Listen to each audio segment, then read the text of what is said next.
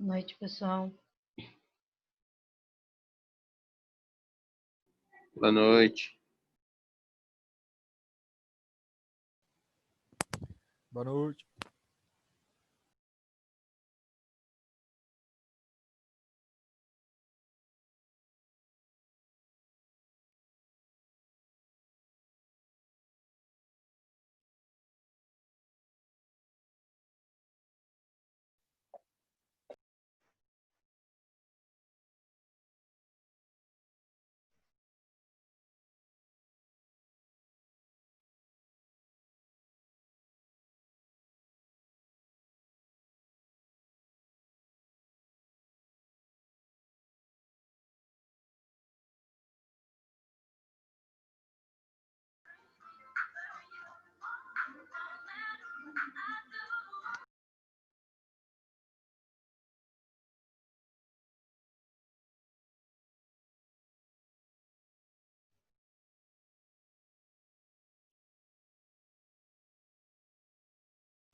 Boa noite. Boa noite. Boa noite. Boa noite. Boa noite.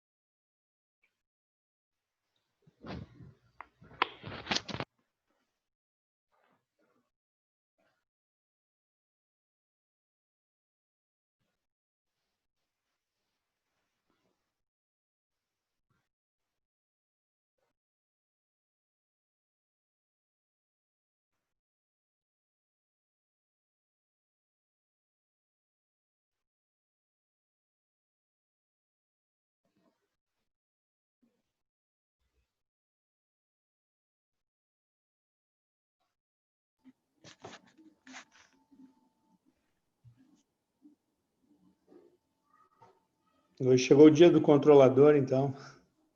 Hoje é a aula de fazer jus ao nome da disciplina.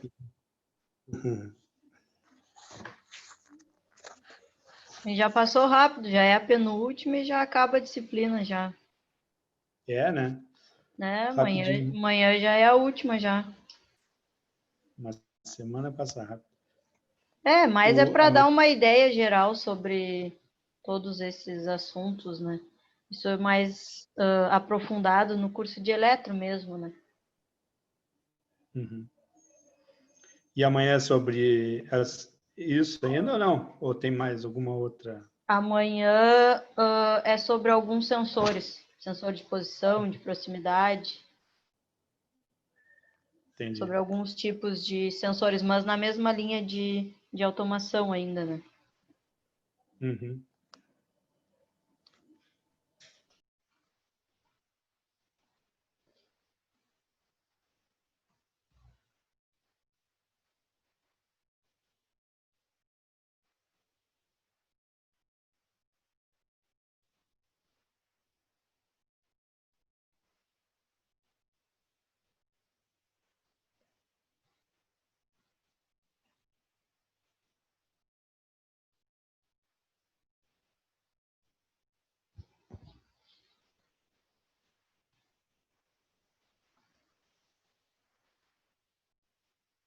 Bom, pessoal, vamos começando então aos pouquinhos. O pessoal vai chegando. Boa noite para aqueles que eu ainda não havia dado boa noite. Então, como o colega bem lembrou, hoje é a aula que vai fazer jus ao nome da disciplina. Então, hoje a gente vai falar sobre o controlador lógico programável, nosso CLP, principal responsável por todo um processo que está automatizado. Então, ele que a gente pode dizer que é o cérebro desse processo. Vou tentar passar um pouquinho para vocês sobre eles. Tá? Acho que alguém usou aí o bloquinho de anotação. Apareceu uns riscos verdes aqui na tela.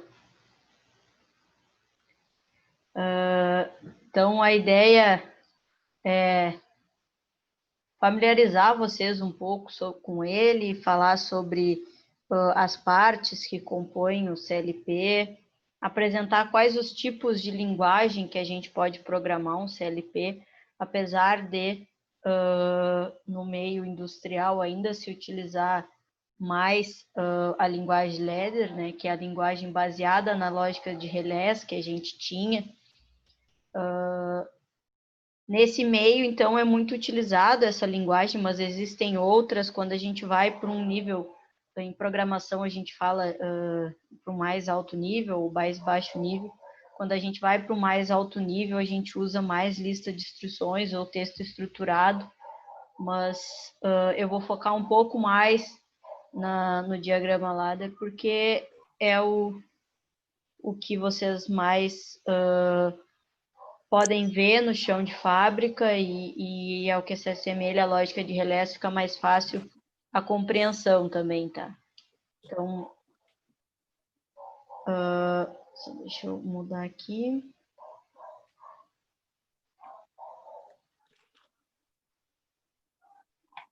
Então, a gente vai ver essa introdução. Aqui eu mudei um pouco, tá? Vou falar umas considerações iniciais, uma estrutura básica, o ciclo de funcionamento e varredura de um CLP. Coloquei a parte das linguagens de última hora, não era uma parte que estava a princípio, mas eu achei importante falar sobre. E a questão das considerações na escolha do CLP, vou falar um pouco sobre, mas não trouxe esse material nos slides, até porque a gente já ficou com 60 slides, é a nossa maior aula, e eu ainda quero mostrar uns vídeos para vocês no final, então acabei fazendo algumas alterações. Tá?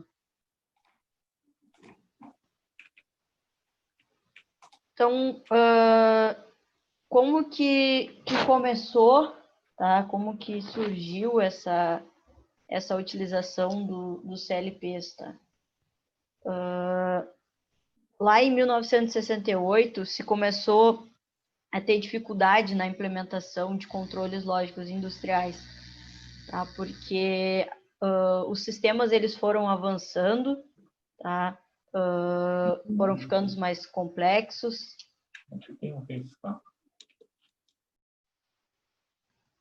Tá? Foram fazendo uso de outros dispositivos, cada vez mais as empresas tinham mais componentes, mais instrumentos, e aí começou a ficar cada vez mais complicado de se implementar e de se relacionar todos esses componentes. Foi então que dois responsáveis pela General Motors Corporation solicitaram aos fabricantes de instrumentos de controle que se desenvolvesse um novo tipo de controlador lógico, que ele fosse capaz de atender algumas características, tá? Que eram características, então, que até então se sentia necessidade de que fossem tratadas, podemos dizer assim. Então, ser facilmente programado e reprogramado para permitir que a sequência de operação por ele executada pudesse ser alterada mesmo depois de sua instalação. Por quê? Porque quando a gente tinha, antes da utilização dos CLPs, era muito mais complicado quando eu precisava fazer alguma alteração. Eu tinha que tirar componentes, eu tinha que parar toda uma fábrica para fazer modificações e, às vezes, nem mesmo conseguia fazer elas. E aí, com o CLP, não. Eu vou ali, faço uma alteração no código, por exemplo, reenvio para o meu CLP, e aí eu não altero nenhum componente. Ele já sai funcionando a partir daquilo ali. Ou se eu preciso adicionar algum outro componente, eu só vou fazer a ligação desse componente no meu CLP, no meu instrumento, seja um atuador, um sensor, enfim. E aí eu altero ali os parâmetros do meu controlador e ele já sai funcionando. Isso é muito mais prático, muito mais rápido de estar fazendo. Além de ser de fácil manutenção, preferencialmente constituído de módulos interconectáveis. Então, um dos vídeos vai falar sobre isso, que é a questão que o CLP ele permite que a gente vá acrescentando módulos, tanto de entradas quanto de saídas nele. E isso, quando a gente fala de uma empresa que passa por constante crescimento, facilita porque aí eu só adiciono mais um módulo, conecto meus componentes e ele sai funcionando. Não tenho que reprojetar muita coisa, tá? Então, eram características que se sentia falta e que o CLP surge para suprir. Tinha que ter condições de operar em ambientes industriais com maior confiabilidade que os painéis de relés. Tá? Então, os painéis de relés que eram os utilizados até então, era muito mais difícil fazer essa adição de instrumentos, era muito mais trabalhoso o processo de manutenção, porque eu tinha uma série de componentes ligados, era um tamanho bem grande de painéis, onde as coisas estavam interligadas. Então, uma das características até é ser fisicamente menor que os sistemas de relés. Porque se eu tivesse com uma empresa muito grande, uma indústria muito grande, esses painéis de relés eram enormes, eram muitos instrumentos conectados. E aí agora a gente substitui por praticamente um instrumento que faz o controle todo do nosso sistema, né? Então, a lógica de relé, ela fica por trás do CLP, ela está ali na programação, como programar, mas a gente substitui todos aqueles quadros de relés para apenas um instrumento, e isso é muito mais fácil de tu colocar na empresa, porque tu só precisa de um instrumento, é muito mais fácil de tu fazer a manutenção, porque tu vai ter que fazer a manutenção em um componente ao invés de vários. Então, foi aí que o CLP ele começou a ganhar espaço, tá? Uma outra questão importante do CLP é que a gente consegue fazer ele estar interligado a um sistema central de coleta de dados. Então, a gente vai conseguindo armazenar todas as informações. Fica muito mais fácil de tu verificar possíveis erros no teu sistema, de tu acompanhar o funcionamento deles, de tu ver onde que tu pode melhorar. Ali ele não está desempenhando totalmente o que ele poderia, então eu posso melhorar ali, posso melhorar acolá. Então, eu tenho todo esse feedback de funcionamento do meu sistema sendo monitorado, sendo acompanhado, e aí eu posso recorrer a isso se necessário. E uma questão que foi muito importante é a questão do preço, né? Porque eu precisava que ele atendesse a todas essas características, mas que ele tivesse um preço razoável se comparado ao que até então era utilizado. Porque eu não podia surgir com um componente que fosse muito melhor do que os outros, mas também fosse infinitas vezes mais caro, porque ninguém ia utilizar. Então, esse foi o grande desafio, conseguir fazer com que o CLP ingressasse no mercado, de forma que ele atendesse às necessidades por um custo-benefício razoável. Claro, não é um instrumento tão barato, não é, mas pelo que ele atende, pelo que ele substitui, se tu for substituir todos os instrumentos que tu precisaria numa lógica de relé, ele acabou se tornando viável e ele tem se tornado cada vez mais viável, porque no início, claro, surgiram poucos instrumentos, era menor a concorrência, o preço era mais alto, mas agora a gente tem diversos fornecedores, diversos fabricantes diferentes, e aí acabou se tornando um preço mais razoável. O problema, tá, eu já falei em outra aula, é que geralmente a gente precisa usar tudo do mesmo fabricante para fazer eles se comunicarem, tá? Ainda é um desafio da automação, mas isso é uma questão dos próprios fabricantes de proibir de vender uma coisa fechada, porque aí te obriga a comprar outros componentes deles, senão eles de repente não venderiam tanto, né? Então, avançando um pouco mais no tempo, na década de 70 começaram a ter várias implementações que foram fazendo com que o CLP ele fosse se desenvolvendo ao longo do tempo, conforme foi sendo utilizado, se foi aperfeiçoando, né?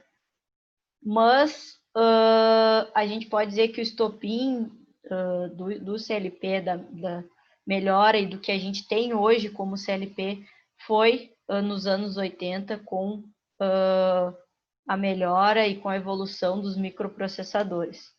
Tá? Então, foi aí que o CLP ele realmente começou a ser visto com bons olhos e começou a se inserir realmente no mercado, principalmente em áreas como automação de manufatura, de processos contínuos, elétrica, predial, destacando algumas áreas principais, como máquinas industriais, equipamentos industriais para processos. Então, diversos tipos de indústrias diferentes que passaram a fazer uso do CLP como controle de um processo, tá? E aí foi então que se começou o desenvolvimento de diversos tipos de controle para atender às diversas necessidades. Então, a gente tem desde controles do tipo liga e desliga, um instrumento, controles proporcional, controle integral, controle derivativo, a combinação deles, que a gente chama de PID, que é o mais utilizado no meio industrial ainda, mas a gente tem outros controles mais sofisticados que podem também ser utilizados, mas o PID ou só o PI ainda são os controles mais no meio industrial mais utilizados, além do on-off, que é um controle mais básico, mas que gera um desgaste muito maior para o instrumento, porque eu estou toda hora ligando e desligando ele, eu não tenho uma faixa de trabalho para ele estar atuando. Tá?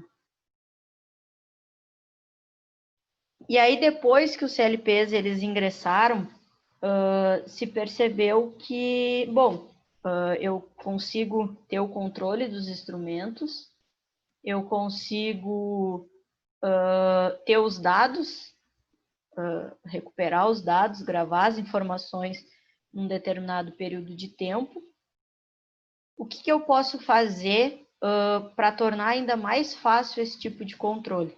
E aí começaram a ter os sistemas supervisórios, os SCADA, que a gente chama, que a gente conecta ao CLP e a gente tem simplesmente um operador sentado na frente de uma tela, fazendo todo o controle de uma planta. Então, através daquela tela, o operador ele consegue ligar e desligar equipamentos, ele consegue alterar parâmetros do sistema, tudo através de uma tela, sentadinho numa sala com ar-condicionado. Tá? Então, todo o controle que antes a gente tinha ali no CLP, mas a gente precisava abrir e ver o código ali efetivamente, ele passa a ser feito simplesmente por uma tela que a gente consegue fazer o monitoramento de toda uma empresa. Tá? Então, as coisas foram avançando conforme foi se sentindo necessidade. Claro que nem toda empresa tem todo o processo automatizado. Tem partes, essa parte é mais viável para eu fazer a automatização. É a mais importante também, consigo fazer a automatização por um custo não tão grande. Bom, então eu faço a automatização só de uma parte da empresa e o restante segue funcionando como está. Porque, claro, o custo inicial para te tornar um processo todo automatizado, ele não é barato. Mas eu fui numa empresa, numa visita técnica em Porto Alegre, numa empresa que vende sistemas automatizados e eles falaram em 3 anos de investimento, tu já, além de ter recuperado o investimento que tu fez, tu já duplicou, às vezes até triplicou a tua produção, tá? Então, não é um tempo muito grande que tu leva para recuperar esse investimento e tu consegue duplicar e triplicar a tua produção. Então, às vezes, esse investimento, ele é válido, né?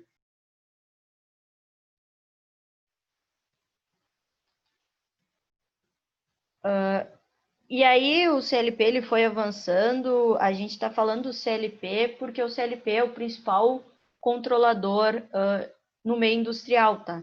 Mas a gente tem diversos outros controladores, a gente tem o Arduino, que talvez alguns já devam ter ouvido falar, o Selemias, por exemplo, que fez um pouco de automação, já deve ter trabalhado com praticamente é o mais utilizado em aulas práticas pelo custo, porque o Arduino, uma plaquinha que tem um custo bem mais acessível que um CLP, e tu consegue fazer várias... consegue brincar bastante com ele ali. Agora a gente está tendo o Raspberry Pi, que também está entrando no mercado. Então, tem outros microcontroladores com preços até mais baixos, mas que não têm tanta capacidade industrial que nem o CLP, mas que são utilizados para outras vertentes. Por exemplo, o Arduino e o Raspberry são utilizados para automação residencial. Então, fazer processos de automatização na própria residência fazem uso desses outros microcontroladores. Eu tenho um Arduino Uno, eu, na época, devo ter pago em torno de 70, 80 reais só no Arduino. Então, é bem mais barato do que um CLP, né? Mas não serve para o meio industrial, mas atende a outras necessidades, como, às vezes, automatização de algum equipamento específico, algum eletrodoméstico. Tem gente que faz, eu tenho colegas que automatizaram, tipo, a luz do seu quarto para fazer o controle por celular. Então, tem várias aplicações nesse outro meio, mas o CLP é o que a gente vai focar por ser utilizado no meio industrial. O CLP, ele pode ser comparado com o computador, tá? Em questões de estrutura básica. Se Se vocês verem aqui, eu trouxe uma imagem de uma estrutura básica de um CLP, e se eu trouxesse uma imagem de uma estrutura básica de um computador, ele seria muito similar. Tá? Ele tem a fonte de alimentação, ele tem a CPU, que seria o nosso processador, seria o cérebro do CLP, uma memória para armazenamento de informações e os módulos de entrada e saída, onde a gente teria os nossos sensores, que são as nossas entradas, e os nossos atuadores, que são as nossas saídas, sendo ligados. Então, vocês podem pensar no CLP como um computador e entender ele assim, tá? A questão do dispositivo programador, essa é a única parte, vamos dizer assim, opcional de um CLP.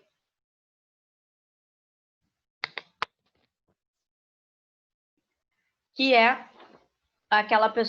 aquele processo de efetivamente criar o código, desenvolver a programação para colocar o sistema em funcionamento, e ele pode ser externo ao CLP ou ele pode ser junto ao CLP. Tem muitos CLPs atualmente que eles já vêm com o que a gente fala de IHM, que é uma interface homem-máquina, onde tu na própria tela do CLP, já faz os parâmetros, já coloca configurações, já ativa a entrada, já ativa a saída, que tu quer fazer. Então, ele pode vir em conjunto ao CLP, e os mais atuais, eles já vêm junto mesmo. Alguns antigos, cheguei a trabalhar com um no IF, o Piccolo, que era um pretinho, que era um dos mais iniciais assim que tinha, que ele não tinha essa interface, então era tudo pelo computador, precisava de um dispositivo externo.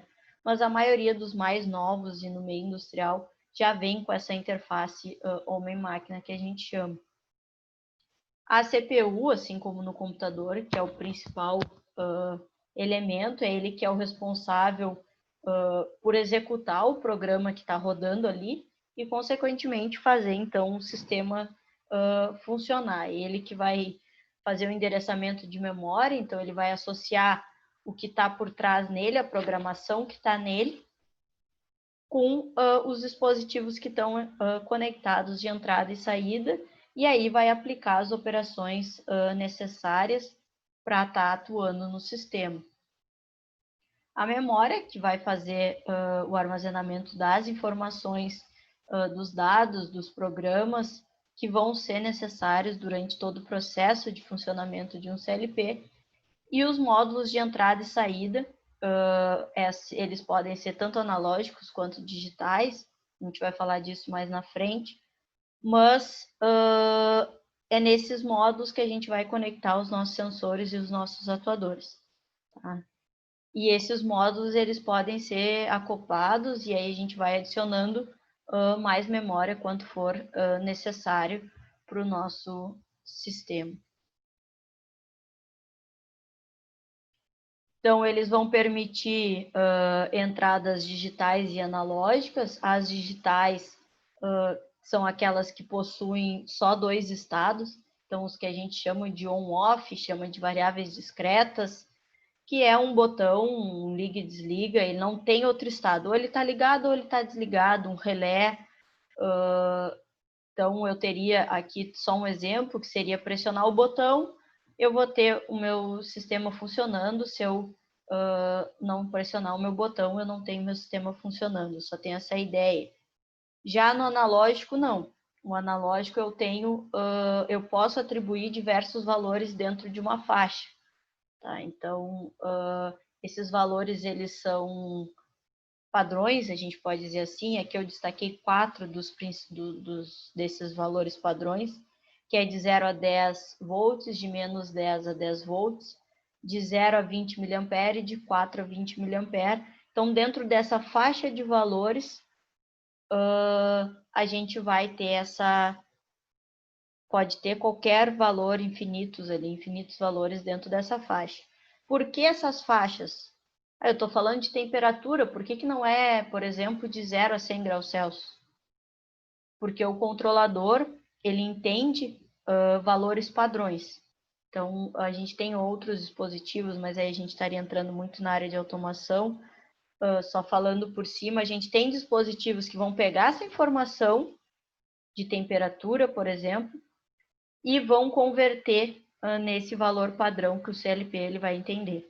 Tá? Então, ele entende alguns valores e esses valores que são associados às nossas grandezas efetivamente. Grandeza de temperatura, de vazão, de corrente, enfim, qualquer grandeza que seja, é associada principalmente a esses quatro. Tá? E em relação às saídas também, a gente vai ter a saída ligada e desligada. A lâmpada é um exemplo de uma saída digital, então ou eu vou estar com a lâmpada ligada ou eu vou estar com a lâmpada desligada. Ah, mas eu posso ter uma lâmpada onde eu tenho mais de um estado. Ela não vai estar totalmente apagada nem totalmente acesa. Bom, mas aí eu tenho um outro instrumento conectado a ele, seja um potenciômetro, seja algum outro sensor conectado a essa lâmpada que vai alterar esse fluxo luminoso que ela vai estar emitindo. Mas o princípio básico da lâmpada é estar ou desligada ou ligada, então ela seria uma saída digital, tá? E aí, saídas analógicas, a gente tem várias, tá? Válvulas, motores, conversores de frequência, inversores, enfim. A maioria dos instrumentos e dos atuadores que são ligados a esse controlador, eles são de saídas analógicas, tá? No meio industrial, sempre falando, tá? Aqui só tentando trazer alguns exemplos do que são entradas digitais. Então, eu teria uma chave fim de curso, por exemplo, teria uma botoeira. Como entradas analógicas, eu teria sensores dos mais diversos tipos de pressão, de nível, de temperatura, porque eu posso ter qualquer valor dentro do range do meu instrumento. Em relação às saídas digitais, eu posso ter uma lâmpada de sinalização que vai estar ligada ou desligada, um relé. E saídas analógicas, eu vou ter diversos tipos de válvulas, a gente já viu válvulas pneumáticas, válvulas hidráulicas. E conversor de frequência, motor, tá? São saídas analógicas. E em relação à programação, eu vou ter as duas opções, ou eu vou fazer todo o controle através de um computador associado ao meu CLP, ou o meu próprio CLP ele já vai vir com essa IHM conectada a ele, onde eu vou conseguir executar o necessário para fazer essa programação e configuração do meu controlador, tá?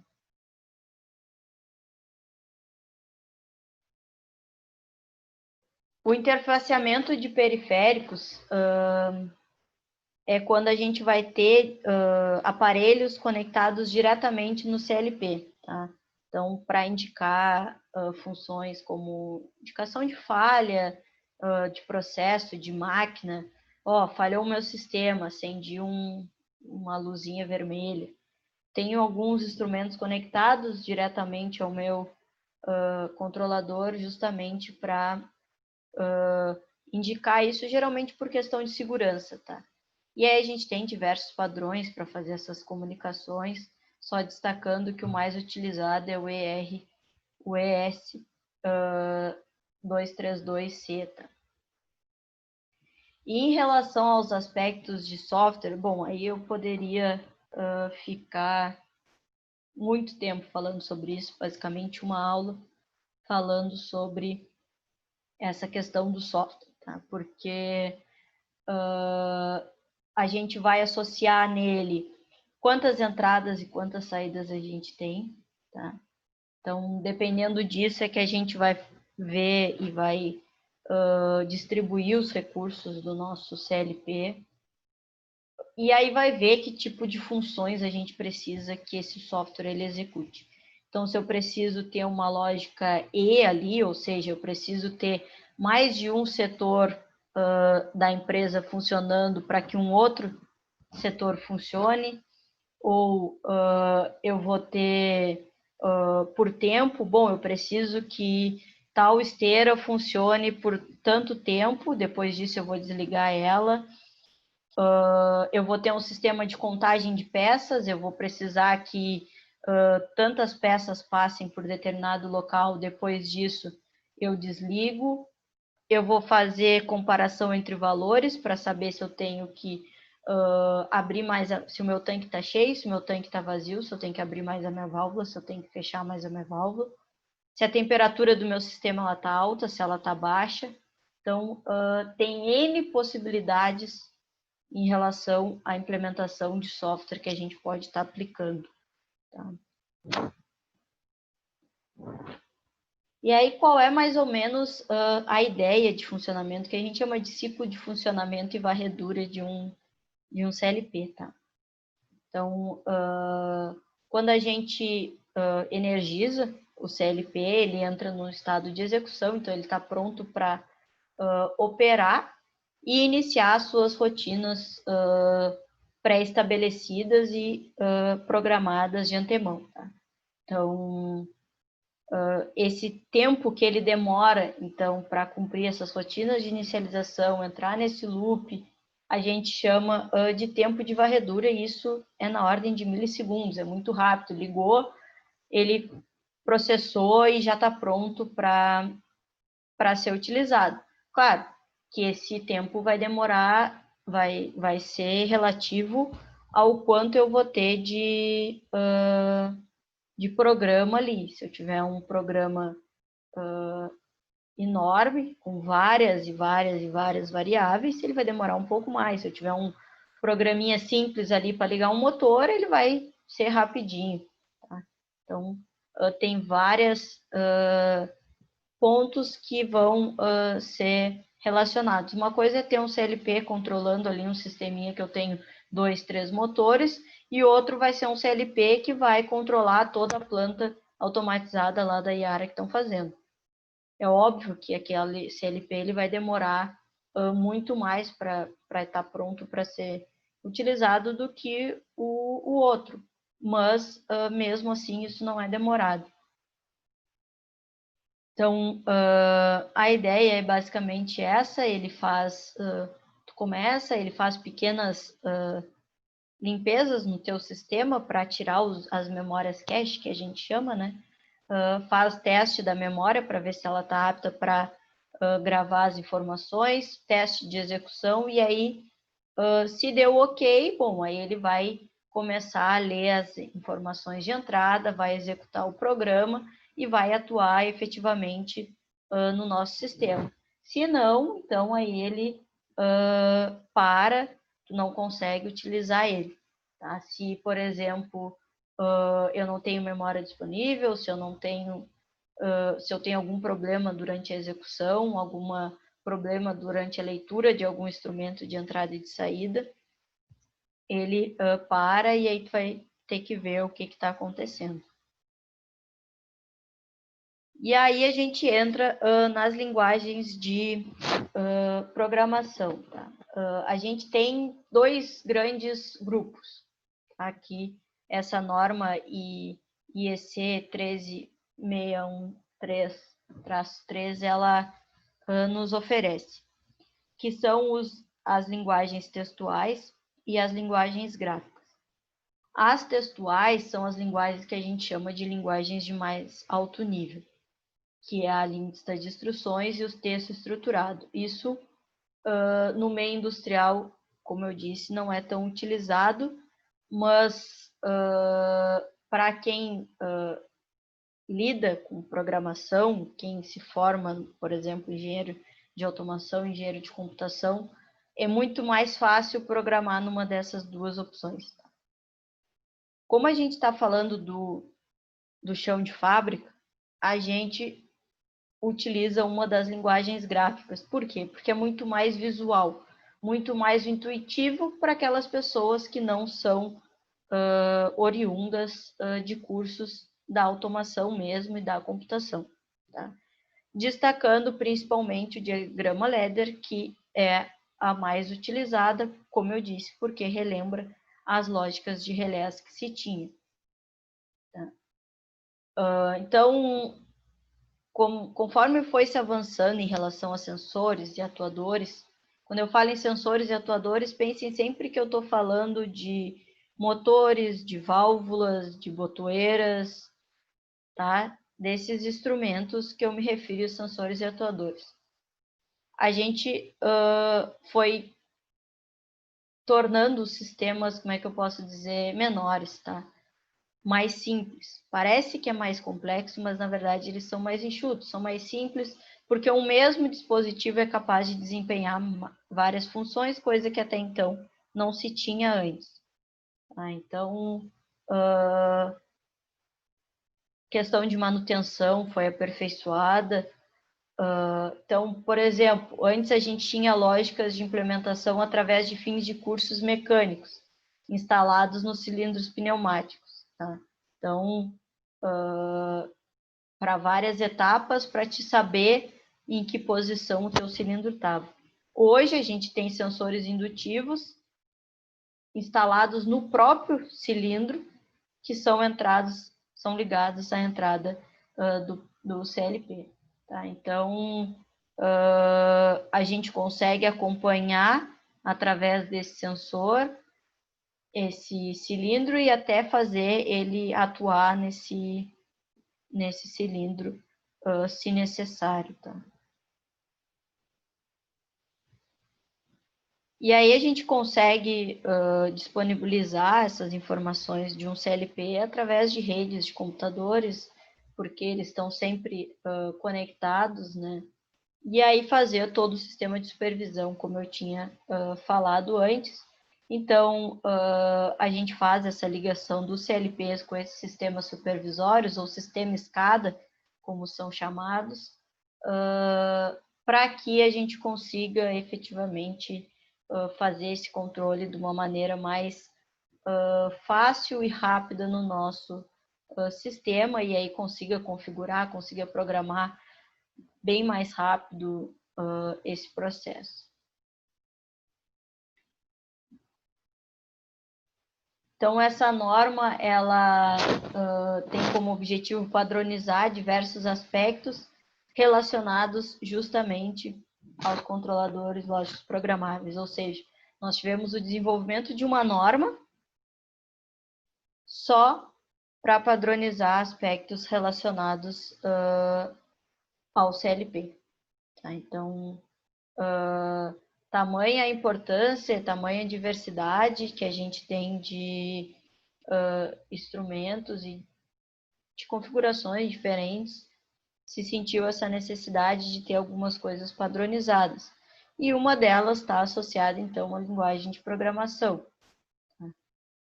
Essa norma, só destacando, ela é composta por 8 partes, sendo que a parte que eu vou focar aqui é a terceira, que é quando fala sobre essas linguagens de programação, que ela, então, define essas 5 linguagens, como eu já tinha falado.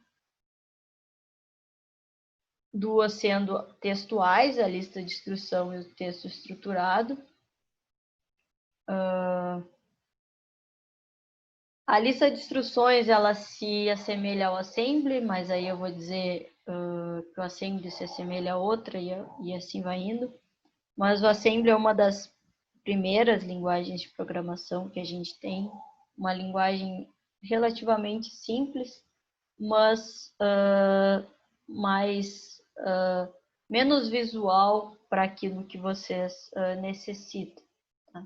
Então, a ideia é que eu vou ter várias instruções, ou seja, eu vou ter uma instrução de ligar motor, outra instrução de ligar válvula, outra instrução de ligar bomba, aí outra de ligar a lâmpada, aí eu desligo o motor, aí eu ligo de novo. Enfim, eu vou tendo uma instrução abaixo da outra, e aí eu vou lendo cada uma dessas instruções e vou fazendo o que cada uma delas manda, né?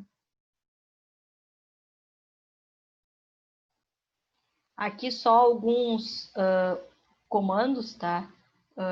Utilizados. Então, LD significa que eu vou pegar aquele valor que eu tinha, então, na minha variável, algumas lógicas como adição, subtração, multiplicação, mas a programação, ela se dá com esses operadores. Tu vai colocando um operador embaixo do outro, e aí, dessa forma, tu estabelece como que tu vai fazer a programação do teu sistema.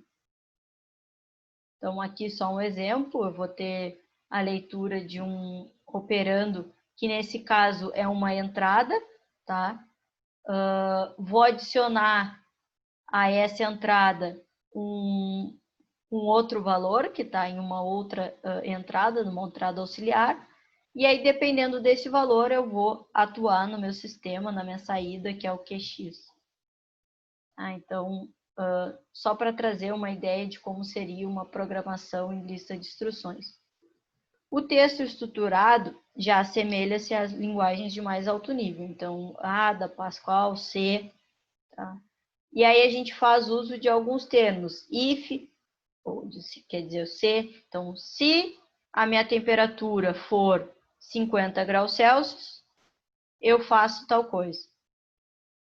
Else, que é o se não for 50, eu faço uma outra coisa. Se a altura do meu tanque... Se a altura do meu...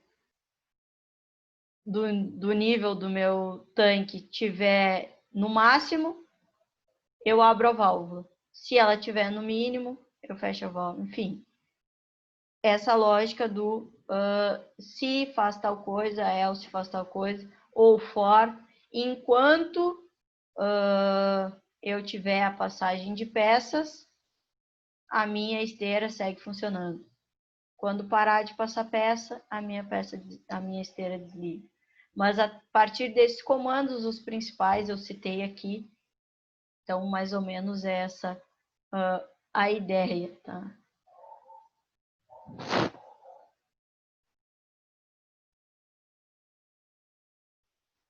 Aqui só alguns operadores, tá? E aqui uma lógica, então, seria enquanto o meu I, que seria for de 1 até 3, eu vou para o segundo for.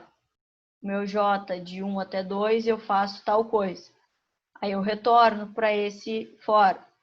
Vou estar no 2. Bom, 2 até 2, faço de novo. Se não, eu saio dele. Mas a lógica é mais ou menos essa.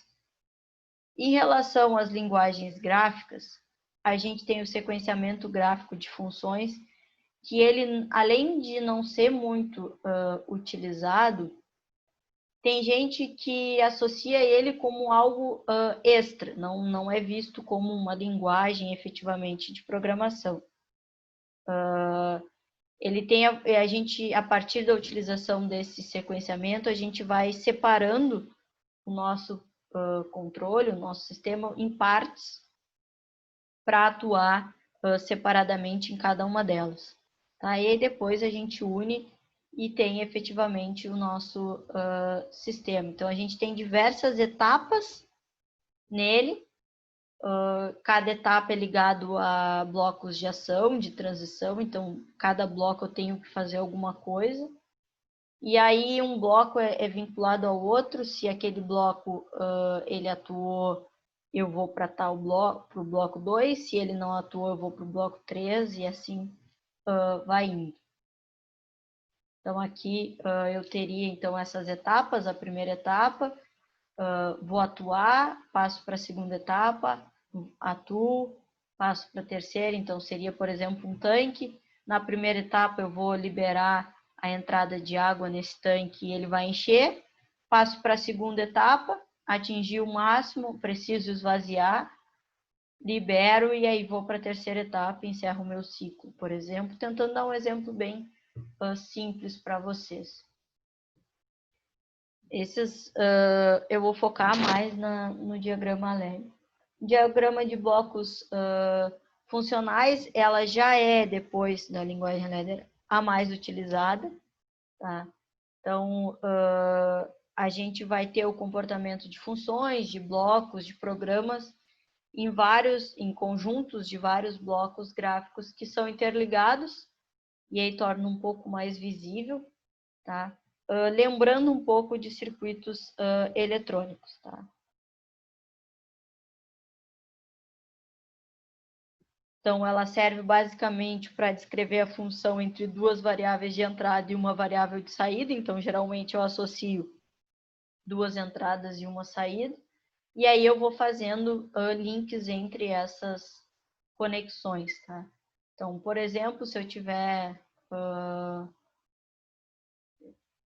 vamos pensar em portas lógicas. Não sei se vocês não devem ter visto, mas aqui o exemplo seria, eu teria uma entrada e por exemplo, um motor ligado e no outro um motor desligado. Se eu tiver ambos os casos, eu atuo. Se eu não tiver, eu não vou atuar. Então, eu sempre associo duas variáveis a uma saída, nunca mais do que isso. Coisa que eu já posso fazer no diagrama LED. Tá? Então, que é baseado, provavelmente vocês em algum momento já tenham visto alguma parte de uma lógica de relé. Então, ele tem a ideia de continuidade elétrica. Se eu consigo chegar com a energia na minha saída, é porque ela tem que atuar. Tá?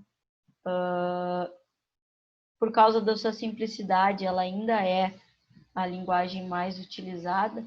Então, a gente faz uso desses símbolos, tá? A gente faz uso de símbolos. Então, o primeiro, por exemplo, eu estou indicando que eu tenho um normalmente aberto, seria um botão, por exemplo, quando ele está normalmente aberto. Quando eu aperto o meu botão, ele vira o contato de baixo, vira normalmente fechado. Então, aquelas dois símbolos, eles indicam as entradas, tá? Então, todas as entradas do meu sistema, todos os sensores, eles vão estar associados àqueles dois símbolos. E os outros, aquelas bobinas, significam saídas. Então, são motores, são bombas. E aí eu tenho depois contador, temporizador de energização, de desenergização. E aqui eu tenho um exemplo de como seria uma programação de um diagrama LED. O que é isso? Eu tenho uma entrada normalmente aberta, uma entrada normalmente fechada, e eu tenho uma bobina aqui, tá? Tenho uma outra entrada aqui embaixo e tenho quando acaba o meu sistema. Como é que eu vou fazer para energizar essa minha bobina aqui? Tá? Como é que eu energizo ela? Bom, se eu não tiver esse contato fechado e nem esse contato fechado, eu nunca vou conseguir chegar com energia ao meu motor, por exemplo. Então, eu preciso ou fechar esse contato ou fechar esse contato. E aí eu vou ter essa bobina energizada. Tá? Se eu fechei esse contato, chegou, o meu motor começou a funcionar, abri esse contato, ou seja, tirei, transformei ele normalmente aberto de novo. Bom, eu ainda vou conseguir chegar com energia nele porque eu estou passando com energia aqui por baixo. Se porventura eu cessar essa energia, aí ele vai desligar. É a mesma lógica dos relés. Tá? Então, se o relé ele está acionado, ele vai enviar, vai permitir passagem de corrente, vai chegar corrente no meu motor, no meu atuador. Senão, ele não vai permitir essa passagem. Tá? Então, por exemplo, em relação a esse exemplo aqui, eu teria o quê?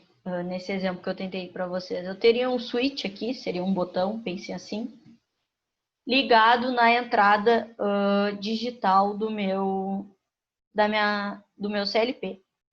E na saída do meu CLP eu tenho uma lâmpada. O que acontece?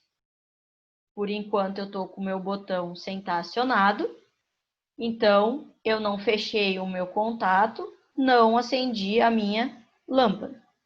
No momento que eu pressionei o botão, fechei o meu switch, energizei a minha saída, a minha lâmpada acendeu. Tá? Então, essa é a ideia desses sistemas. Eu posso ter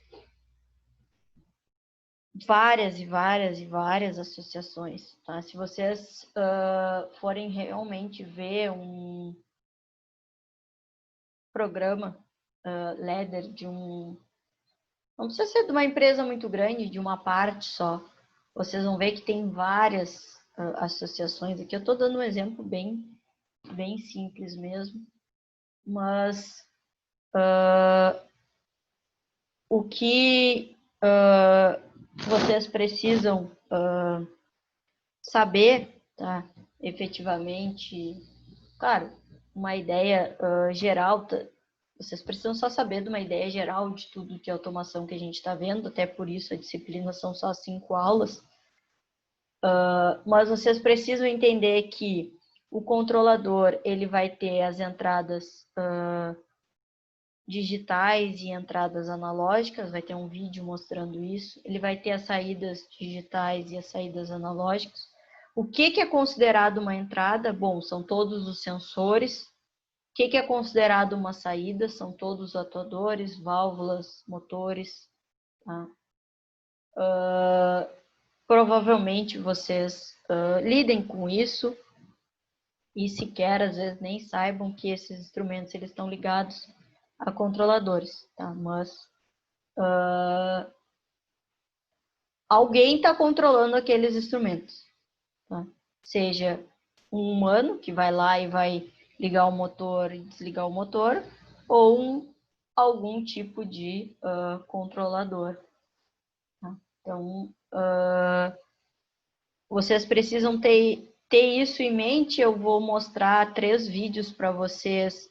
Um deles falando, enfatizando isso bem sobre entrada, sobre saída, e outro mostrando como fazer a partida de um motor, então, utilizando um CLP. Tá? Vamos ver se hoje não temos problema com o áudio, mas acho que eu consegui mexer no meu computador e tornar mais fácil. Quando o assunto é automação industrial, então, o primeiro nome que vem na nossa mente é o CLP, correto? Bom, neste vídeo de hoje eu vou mostrar a você o que é um CLP e por que você precisa colocar em seu radar esse equipamento que separa o que eu digo ali, os homens dos meninos, quando nós estamos em questão da automação industrial, legal? Bom, mas antes eu preciso pedir um favor para você que está assistindo aqui a gente no YouTube, inscreva-se no nosso canal, clique no sininho de notificações e, claro, dê aquele gostei lá, aquele joinha pra gente. E assim você vai receber todas as nossas publicações que nós colocamos aqui semanalmente no YouTube. Bacana? Meu nome é Everton Moraes, aqui do portal Sala da Elétrica, e eu vou iniciar esse nosso vídeo de hoje com uma pergunta simples para você. Você sabe o que significa CLP? Bom, CLP significa Controladores Lógicos Programáveis, né? O nome é bonito e a finalidade desse dispositivo é realmente incrível também. Você também vai encontrar em diversas outras literaturas a sigla PLC, que em inglês seria Programmable Logic Controller, ou seja, o PLC traduzido para o inglês. Bacana? Mas como podemos definir o CLP em si? O CLP basicamente é um computador responsável por executar algumas funções específicas, né, que através de um programa que um profissional, um programador, ou seja, você vai estar criando, tudo bem? Bom, quando eu falo em CLP também, eu me lembro da época que eu comecei a aprender essa máquina, esse instrumento, né? Eu trabalhava na área de manutenção da Scania aqui em São Paulo, e nessa época eu estava aprendendo e acompanhava os profissionais mais experientes. E tinha um rapaz lá chamado Luiz, e teve um dia em específico que nós estávamos alterando uma parte do programa de uma das máquinas responsáveis ali pela parte do processo de montagem dos motores dos caminhões. E nesse dia foi que eu aprendi na prática o que eram efetivamente as entradas e saídas do CLP. Hoje eu quero mostrar o que eu aprendi naquele dia para você. Bacana? Bom, quando nós falamos de CLP, nós podemos dividir esse indivíduo, né, em 3 importantes partes. O cartão de entradas, o cartão de saídas e o processador, ou CPU, e assim por diante. Vamos lá, então, né? O cartão de entrada do CLP é o que representa a parte sensitiva do CLP em si. Por exemplo, são as entradas que recebem os sinais externos ao CLP. Esses sinais podem ser classificados em dois formatos, são os sinais digitais e os analógicos. Para ficar um pouco mais claro aqui, vamos considerar que os sinais digitais são aqueles que representam somente duas variações de status em seu funcionamento como um todo. Por exemplo, uma botoeira, ela só pode estar pressionada ou não pressionada, né? Ou seja, eu apertei ou não o botão, tudo bem? Esse é um sinal digital para nós. Um fim de curso, por exemplo, também é um sinal digital, porque ele só pode estar classificado ali no seu funcionamento como acionado ou não acionado. Bacana? Então, está 1 ou 0. Isso é digital. Mas existem também, perdão, as entradas analógicas, né? Que, na verdade, são entradas que possuem uma variação da grandeza elétrica em seu sinal. Como assim variação de grandeza elétrica? Né? Imagine um termopar, por exemplo, que mede a temperatura de um forno. Lá na saída do termopar, que na verdade é um termômetro, né? Normalmente você terá uma variação de tensão ao invés de um status de aberto ou fechado. Bom, depois que os sinais de entradas chegam ao CLP, é a vez do processador entrar em ação. O processador, controlador, CPU, você encontrar, na verdade, diversas literaturas, mas basicamente estamos falando da mesma coisa, bacana? Bom, o processador é o responsável por realizar a execução do programa que está lá dentro da CPU do CLP. Ou seja, ele realiza a verificação do status das entradas e, com base na programação, que pode ser laser, por exemplo, ele atualiza as saídas do CLP. Mas quem são as saídas, efetivamente, né? O cartão de saídas será o responsável, então, por acionar as cargas elétricas que o CLP irá comandar. Por exemplo, são as saídas que vão ser responsáveis por acionar as bobinas dos contadores, solenoides, etc. Mas o cartão de saída, assim como os de entrada, né, podem também funcionar de maneira digital ou analógica. Mas como assim analógica, digital, analógica? Não confunde, Everton, né? Calma, né? Nós vamos deixar isso mais claro, tá bom? Olha só, imagine um acionamento de um contator. Ele aciona em função de uma alimentação, correto? Ou seja, ligado ou desligado. Dois estados lógicos somente.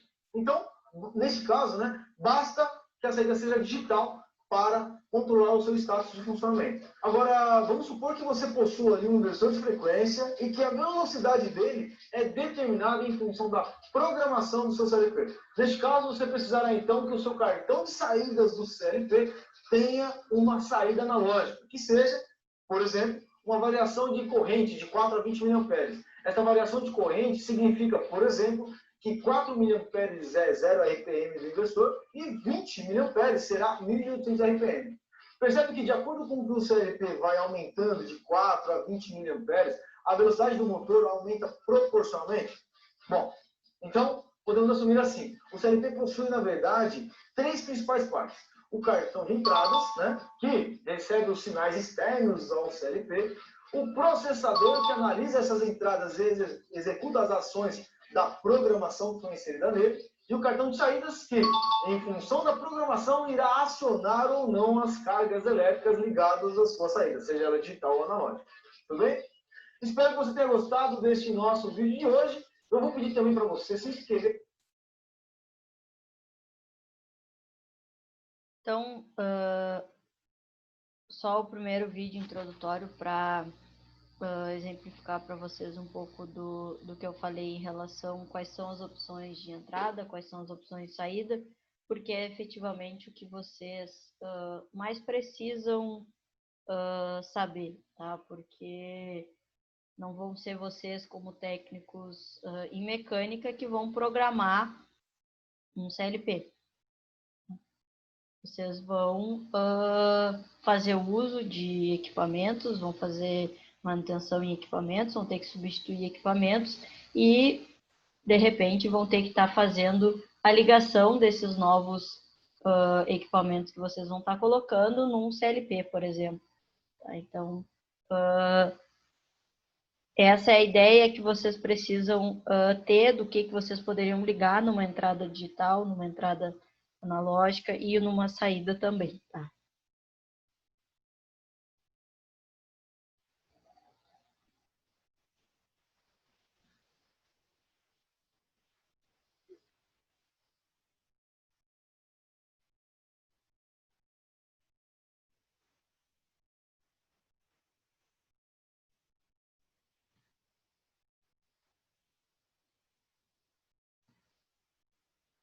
Fala pessoal, na aula de hoje eu vou falar para vocês sobre entradas e saídas de um CLP.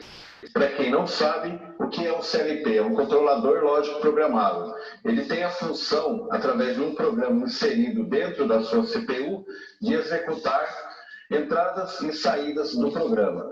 Então ele serve para controlar vários tipos de processos. Então a gente vai estar falando hoje para vocês das entradas e as saídas, chamadas de I/Os. Por que I/Os? I de input e O de output. Vamos lá. Entradas digitais. O que são entradas digitais?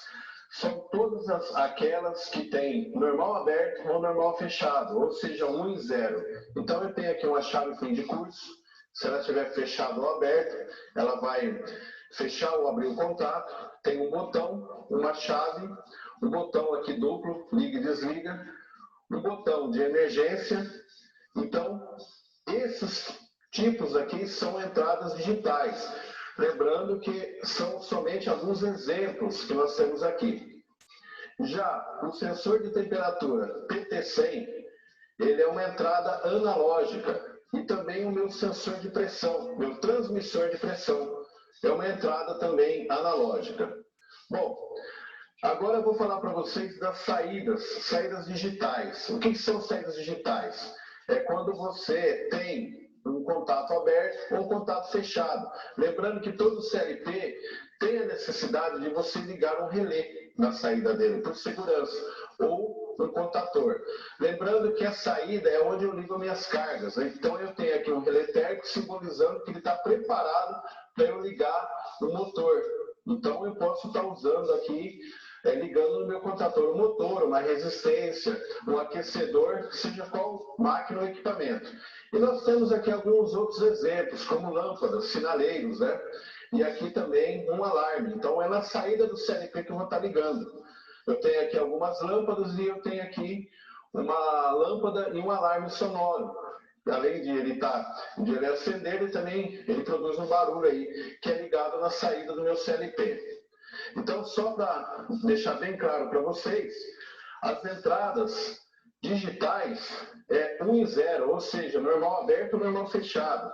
As saídas digitais também é 1 e 0, normal aberto, normal fechado. Já as entradas analógicas é 420 mA, ou também final de 4 a 20, ou também os valores de temperatura, que são convertidos aí em milivolts ou valores ômicos. Para isso eu tenho que ter cartões próprios analógicos, de entrada analógica e saída analógica. Lembrando que para saída analógica também eu tenho a necessidade de ligar a saída, ou você pode estar ligando em relés, ou você pode ligar também aqui em contatores, desde que a programação seja para ligar ou desligar algum equipamento. E você tem também as saídas que são ligadas a válvulas e também outros instrumentos para poder fazer aí o controle de processo. Bom, pessoal, espero que tenha ensinado. Em um dos nossos últimos vídeos, né, o Marcos Antônio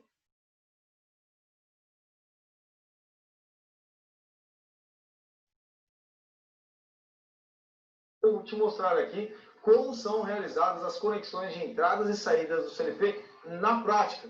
Mas, como sempre, eu quero saber se você já faz parte dessa nossa comunidade que já possui mais de 116 mil profissionais que decidiram efetivamente dar um upgrade aí nas suas carreiras através do conhecimento do CLP. Se você ainda está de fora dessa galera, né, então não se preocupe, você precisa fazer apenas 3 coisas simples, rápidas e fáceis para garantir a sua participação gratuita nessa comunidade. A primeira é clicar aqui no inscrever aí de novo. Absoluta que não vai perder nenhum dos nossos próximos vídeos dessa nossa série e vai sair na frente aproveitando essa janela de oportunidade, ok?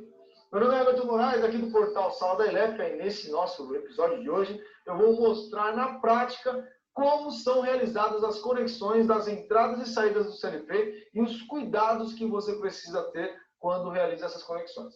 Vamos começar analisando o diagrama elétrico que nós iremos montar aqui nessa nossa aula.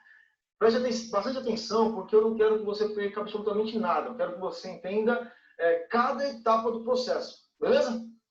Qualquer coisa, você pode também pausar o vídeo e voltar novamente quando você quiser para absorver todo o conteúdo.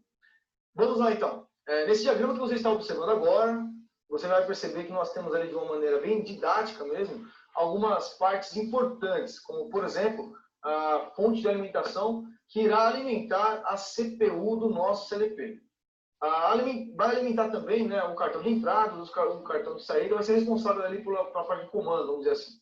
No cartão de entrada, nós temos os componentes responsáveis pelos status externos ao CLP, ou seja, no nosso exemplo de hoje, nós temos ali, por exemplo, o contato normalmente fechado, 9596, do relé térmico, F7, o contato normalmente fechado, 1 e 2, da botoeira S0, e o contato normalmente aberto, 3 e 4, do botão S1. Este é quem vai ser o responsável ali por ligar o nosso motor. Mas, na prática, como que isso é feito, né? Eu vou demonstrar a montagem prática com esse nosso CLP, o CLP TM200 da Schneider, mas você precisa prestar bastante atenção e consultar sempre o catálogo do fabricante de CLP que você estiver usando, porque pode ser que mude as tensões de alimentação e até mesmo a forma de conexão dessas entradas e saídas. Como você pode perceber, neste momento eu estou realizando a instalação dos cabos dos 3 componentes que vão, na verdade, interagir ativamente no cartão de entradas. E, claro, a alimentação desses cartões também, na verdade, né?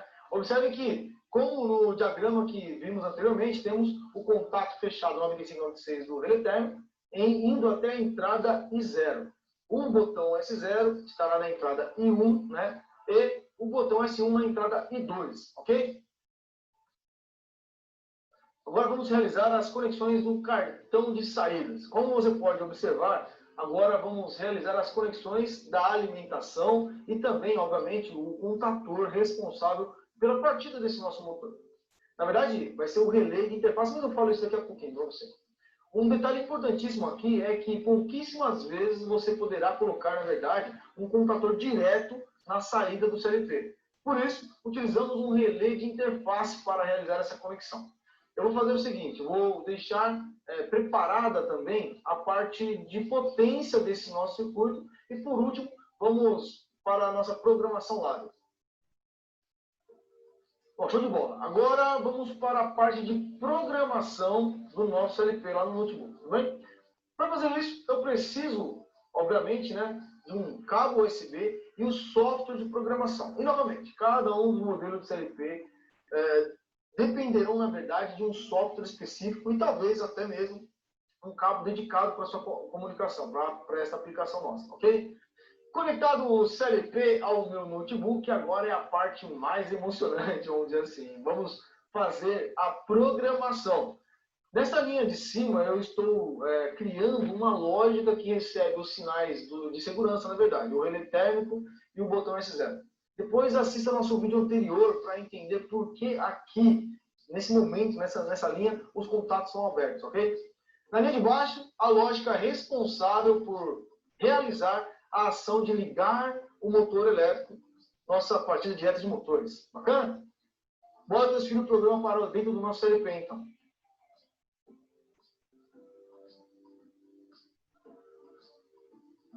Transferido, agora sim, é hora de tirar a prova real. Vamos, na verdade, pressionar o botão S1 e o motor funcionando. Se pressionarmos agora, por exemplo, o botão S0, o motor desliga. Dá uma olhada, ó. A mesma coisa é se nós acionarmos ali o relé térmico para testar, o motor também vai desligar. Um último detalhe importante aqui, veja que o CLP, na verdade, indica a todo momento os status de saídas e entradas. Então, visualmente, você saberá se está ou não acionado as entradas e saídas do CLP. Show de bola? Gostou desse nosso vídeo de hoje? Já é inscrito?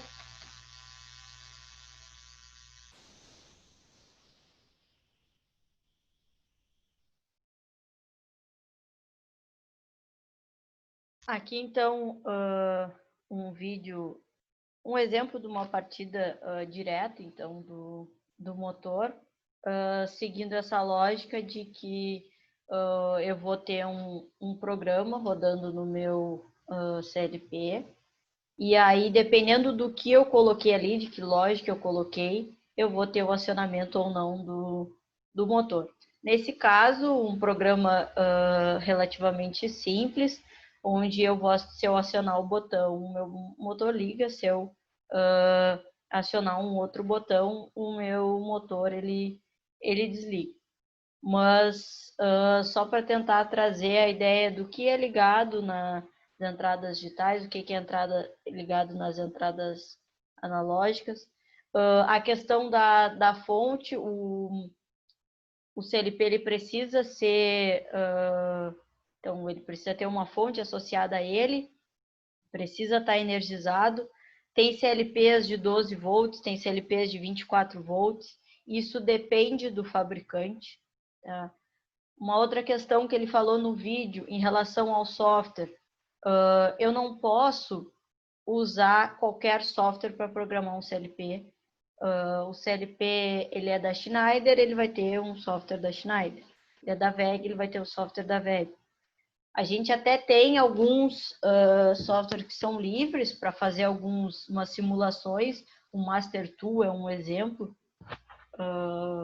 que é utilizado. Eu até uso o Master Tool para dar aula para automação, porque ali a gente consegue fazer simulação, mas não é um software que eu consigo efetivamente passar as informações para o CLP, carregar as informações através do USB. E uma vez carregado, eu só vou ter que fazer esse processo de novo se porventura eu tiver que alterar o meu código, alterar a minha programação. Um novo motor vai ser ligado ao sistema. Bom, eu vou ter que ir lá no meu código, inserir esse motor, passar essa informação para o CLP e aí ele vai sair funcionando. Então, seria esse o procedimento para estar inserindo um novo componente ao meu instrumento, ao meu CLP. Então, tentando dar uma ideia geral de CLP, sem entrar muito a fundo em algumas questões. Para mim, até meio complicado, porque como é uma parte que eu particularmente gosto e sou formada em engenharia de automação, então a minha tendência é me aprofundar em algumas questões, então eu tive que meio que me controlar aqui para tentar trazer uma ideia geral para vocês e não me aprofundar muito para a minha área mesmo, para a área de automação, mas é inevitável nesses aspectos de falar de CLP, tem que falar sobre algumas questões. Tá? Falando em questões,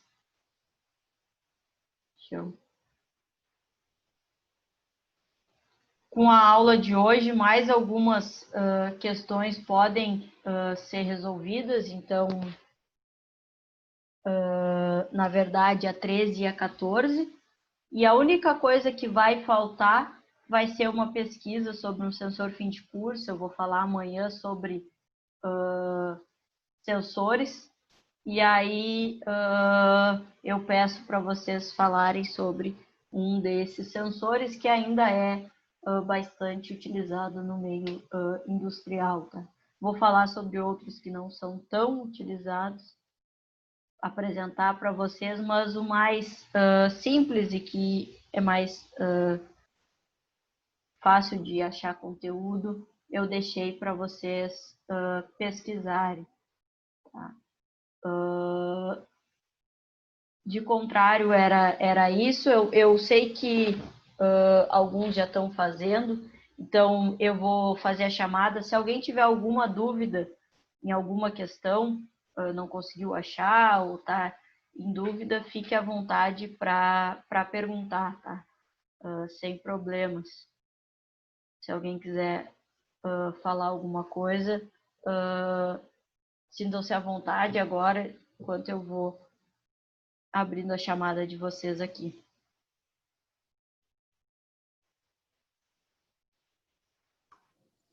Não, tranquilo, boa aula. No caso, é muito pouco tempo, como tu falou, né? E coisa boa falar alguma coisa que já conhece, né? Aí sabe falar bastante sobre aquilo ali, né? O assunto. Eu tive que fazer um apanhado geral sobre cada um desses tópicos para vocês, né? Então, não fugir da ementa, da disciplina, tentando, porque senão seria impossível dar tudo relacionado a todos esses tópicos em 5 aulas. Porque é muita coisa para te falar de pneumática, é muita coisa para te falar de hidráulica, é muita coisa para te falar de comandos. Por exemplo, eu poderia na aula de comandos ter falado sobre efetivamente funcionamento de contactoras, funcionamento de botoeiras, funcionamento de relés, poderia abordar sobre esses instrumentos, só que o tempo não permite, também não adianta ficar colocando muita coisa em pouco tempo. Claro. Então, a ideia é tentar dar um apanhado geral sobre tudo, mas fico à disposição, se alguém quiser saber sobre mais alguma coisa em específico, fique à vontade em me procurar sem problemas, posso estar compartilhando alguns outros materiais para quem...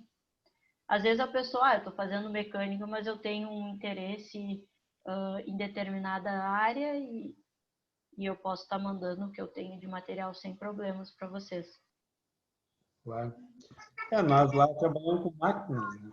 E aí tem todo esse sistema, mas é entre módulos e coisa e tal, e não tem como mexer, porque não tem programa, né? Celular, computador para poder usar já está nela. tudo fechado, né? Isso, sabe, Assim. isso é muito comum, tá? A pessoa que vende, então tem empresas que vendem o programa. Então, vamos supor, uma empresa vai lá, daqui de Rio Grande, contrata uma outra empresa para automatizar o seu processo. Quem vai fazer as alterações não é a empresa daqui, é a empresa que tu comprou. Então, é ela lá que tem o teu código, é ela lá que tem o teu sistema supervisório. Qualquer coisa que tu precise alterar, tu tem que entrar em contato com ela. Eu vou adicionar Fica muito fechado. A parte de automação, ela ainda está muito fechada. E eu digo isso porque tanto no IFE quanto na FURG tem uma planta didática, tá? Uma Smart que simula um processo industrial. Então, eu tenho tanques ali, eu tenho sensores de temperatura, eu tenho válvulas nessa planta didática. No IFE, só foi comprada a planta. Quem fez a programação para o funcionamento da planta, quem fez tudo, foi a empresa. A planta chegou lá e tu pode usar. Eles te deram 4 controles possíveis. O professor ele não tem como alterar, ele não tem como pedir para o aluno alterar. Aquilo ali é fechado, veio uma caixa preta fechada. Então, tu não consegue efetivamente trabalhar naquele sistema. Já a FURG comprou a planta, mas não comprou o kit completo, não comprou o CLP, não comprou o sistema supervisório, porque tinha uma parceria com uma outra empresa, projetos de pesquisa, enfim, outras questões associadas. Quem fez a programação foram os alunos. Então, quem trabalhava nesse projeto de pesquisa. Então, tu conseguiu realmente colocar a mão na massa. E é ali que tu aprende. Porque no IFE eu tinha visto primeiro a planta, eu vi funcionando. Tu senta na aula e vê o tanque esvazia, o tanque enche, o sensor aquece a temperatura, esfria a temperatura, só que tu não sabe o que está por trás. E é o que acontece com as empresas, na verdade. Principalmente da área de vocês. Vocês vão fazer manutenção em equipamentos, vocês vão mexer nos maquinários, mas vocês não vão saber o que está por trás. Sim. Vocês só mexem na máquina. Só dá o código de falha, a gente sabe o que é, mas não pode consertar, porque não tem como. Né? Pode trocar peça. A parte de guindaste, lá o pessoal tem acesso à parte lógica ali, né? Eles conseguem alterar contato, aí sim eles mexem na programação. Porque aí depende do que tu compra, né, da empresa.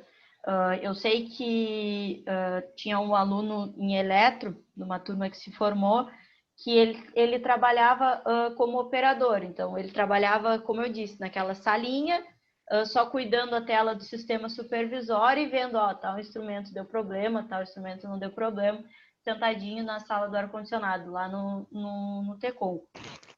E aí, tipo, ele falou, ele realmente tinha como atuar no processo. Mas por quê? Porque foi uma opção da empresa trazer isso. Mas tem muitas empresas que compram fechado, não, porque acham que sai melhor o custo, porque aí tu não vai ter que ter um engenheiro de automação, tu não vai ter que ter, de repente, um técnico em automação para estar lidando com isso. Porque tu vai ter alguém, uma empresa por trás fazendo isso para ti. São opções, empresa para empresa. Eu Uma prefiro... questão de custo, né?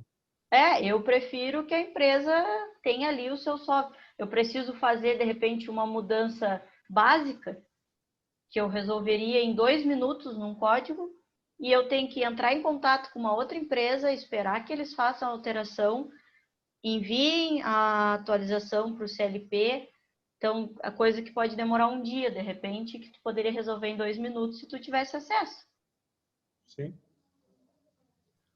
Nas Depende. plataformas aéreas a gente tem programa que mexe, ela tem também com bobina, com relé, com aberto, fechado.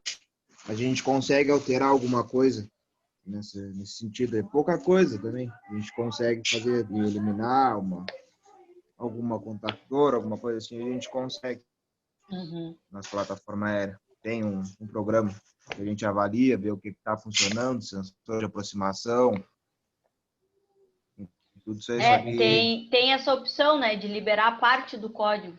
Essa parte a gente vai liberar para mexerem, para alterarem, e o resto fica oculto.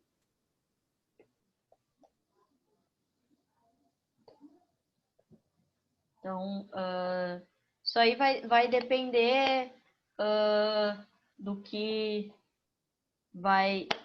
do que a empresa vai comprar, né? Quando a gente fala em automação, a gente está falando do quanto a empresa está disposta a gastar, do quanto ela quer automatizar, do que ela quer ter no quadro de funcionários, porque se tu vai ter um sistema todo automatizado, em algum momento tu vai precisar de um técnico de automação, do engenheiro de automação. Se tu for contratar uma empresa por fora, aí tu não vai precisar desses profissionais. São escolhas. Sim. Não tem como dizer qual é a certa e qual é a errada. Cada uma atende às necessidades de determinados clientes. Tá caindo na minha internet aqui, professor. Não sei se chegou a comentar alguma coisa para mim. Ou foi no geral aí? Não, eu tô falando geral. A única coisa que eu falei em relação ao que tu disse é justamente isso, porque eu consigo, num programa de um CLP, num coisa, liberar só partes de códigos para serem alteradas. O resto eu mantenho invisível, eu mantenho bloqueado para alteração, que pode ser o que acontece. Então, uma parte é liberada para vocês mexerem e o resto fica sem poder ser alterado.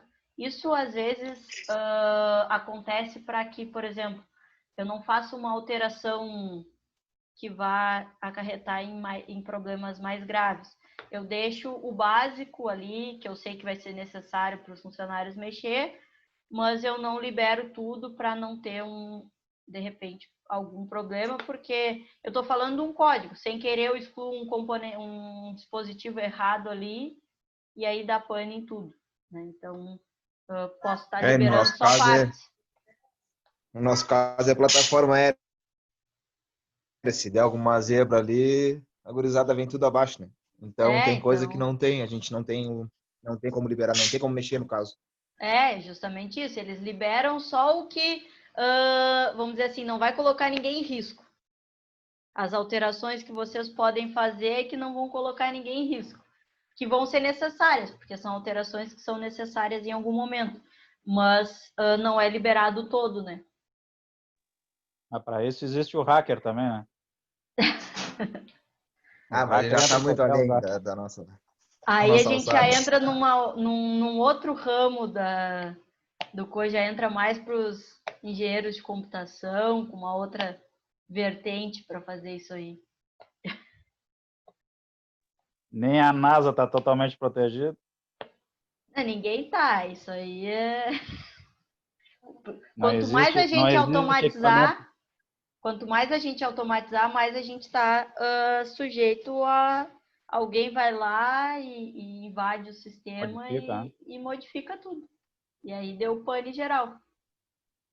Tá tudo conectado em rede, tudo funciona em rede, invadiu a rede. Os guindastes lá do Tecom mesmo são tudo chinês.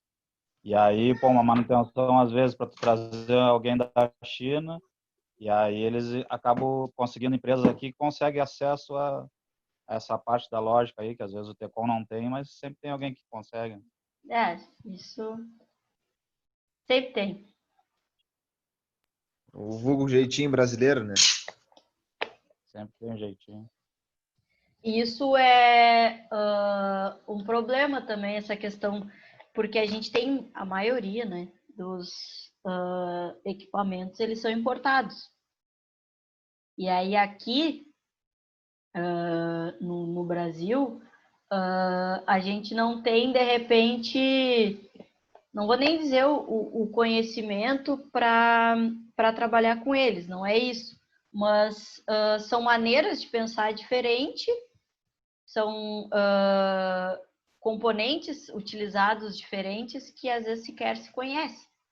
Tu importa coisa lá da China, vai chegar aqui, dispositivos que tu nunca viu, nunca sequer utilizou, por mais que tu já tenha trabalhado em vários ramos, mas isso é inevitável. Mas sempre vai ter uma empresa que vai conseguir te ajudar, seja no jeito brasileiro, como o colega falou, numa gambiarra, num software que ele tem acesso, não se sabe como, ninguém tem acesso, mas aquela empresa consegue acessar. Então, sempre tem essas questões. E aí foi o que eu disse, a questão de instrumentos e componentes ainda é um problema muito grande, porque se tu usa um controlador da VEG, tu tem que estar utilizando os sensores, atuadores dessa empresa, senão tu não consegue fazer a comunicação. Isso é um problema, porque às vezes sequer a empresa tem um componente que atenda às tuas necessidades. Então, ainda é uma questão a ser resolvida e que gera muita confusão ainda nessa área de automação.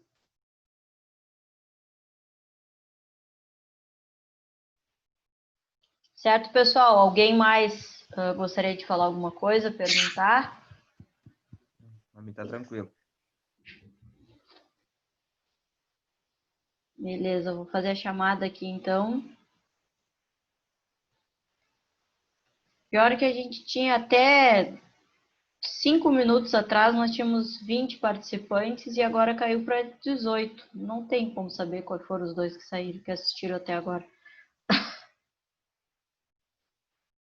Adão. Professora, o Adão me mandou uma mensagem hoje que ele ia trabalhar até mais tarde. Tá, teve alguém que me mandou ontem também, mas aí me mandou, eu abonei a falta, mas ele não chegou a mandar nada. Mas obrigada por avisar, Paulo. Se alguém souber quais eram os dois que estavam até agora há pouco, senão depois eu assisto o vídeo e tento descobrir. Tem um que botou no grupo que ia acabar a bateria. Eu não sei, que não aparece o nome. Foi o Ronaldo. Foi o Ronaldo que acabou a bateria. Ele falou ali. Só para avisar, estou sem bateria. Tá, já chegamos a 19. Bruno, não veio nenhuma. Carlos Eduardo. Diego. Aqui. Dione. Aqui. Douglas, Eric, Presente. Felipe, Fernando, Aqui. Isair, Aqui. Jean, Eu. Josué, Leandro Goulart, Aqui. Leandro Sena, Aqui. Luan, Aqui. Lucas, Aqui. Marcos, Aqui. Maurício, Aqui. Patrick, Paulo Renato, Aqui, professora. Rafael Garcia, Aqui. Rafael Gonçalves,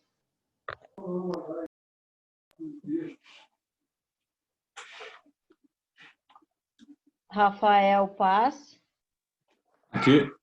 Ronaldo foi o que acabou a bateria, Selemias, Aqui. Tainã, Walter.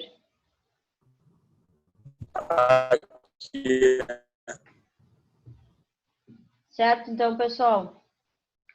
Até amanhã, então, nossa última aula da disciplina, que a gente vai falar de alguns tipos de sensores, tá?